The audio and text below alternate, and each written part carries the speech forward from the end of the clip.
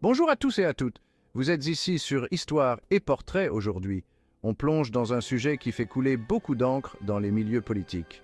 Marine Le Pen, chef de file du Rassemblement national, est un nom qui revient souvent lorsqu'on évoque l'avenir de la France et de l'Europe. Mais que se passerait-il si elle remportait la présidentielle de 2027? D'abord, les politiques de Le Pen pourraient bouleverser le marché du travail français.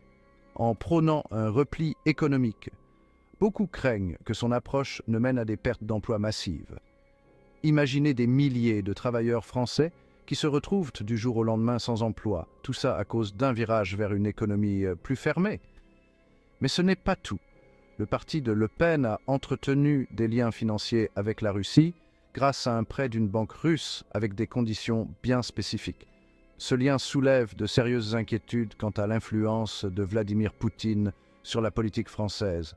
Le Rassemblement national pourrait-il être un cheval de Troie utilisé par Poutine pour déstabiliser la France et affaiblir le leadership d'Emmanuel Macron au sein de l'UE? L'idée fait froid dans le dos. Les liens de Le Pen avec la Russie remontent à 2017, lorsqu'elle a rencontré Poutine au Kremlin. Elle a également tenté de rencontrer Donald Trump, mais a été laissée en plan dans un café. Avance rapide jusqu'en mai 2024, et Jordan Bardella, figure importante de son parti, discute ouvertement de projets de sortie des traités européens et d'expulsion des immigrés. Pourtant, il ne propose aucune stratégie concrète pour atteindre ses objectifs. Imaginez qu'on essaie de construire des doubles frontières autour de la France et de l'Europe, peut-être en utilisant des murs et du barbelé. Les répercussions économiques pourraient être désastreuses, surtout pour les 150 000 entreprises françaises qui dépendent des exportations. La vision de Bardella inclut l'imposition de droits de douane exorbitants et peut-être même l'interdiction de produits étrangers. Cette approche pourrait se retourner contre nous, entraînant des taxes de représailles sur les exportations françaises. Comment peut-on faire confiance à quelqu'un avec si peu d'expérience qui se vante de ne pas avoir besoin de lire les textes législatifs avant de voter dessus? Pour l'avenir, Bardella se positionne comme le futur Premier ministre de Le Pen. Il reprend les éléments de langage conçus par le Kremlin et semble ignorer l'économie mondiale concurrentielle dans laquelle nous vivons.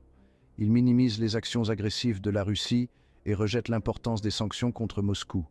Même si le Rassemblement national a reconnu la Russie comme l'agresseur dans le conflit ukrainien, il qualifie toujours les sanctions d'inutiles. Poutine doit être ravi. Si Trump remporte l'élection présidentielle américaine en novembre 2024, le plan de Poutine d'installer Le Pen en France pourrait sérieusement perturber l'Occident libre et démocratique. Ses ambitions remontent à ses jours d'officier du KGB et la présidence potentielle de Le Pen pourrait être une étape majeure dans sa stratégie. En conclusion, la perspective d'une Marine Le Pen, présidente de la France, et d'un Jordan Bardella, Premier ministre, est inquiétante. Leur politique et leurs connexions représentent une menace sérieuse pour la stabilité de la France et de l'Europe. Jean-Luc Schaffhauser, ancien député européen sous la bannière de Le Pen, affirme que tous les gouvernements d'Europe occidentale pourraient changer. Ce scénario est un élément clé du plan de Poutine pour saper l'UE et affaiblir le soutien à l'Ukraine. Restez informés, restez engagés et espérons un avenir stable et démocratique. Merci d'avoir regardé.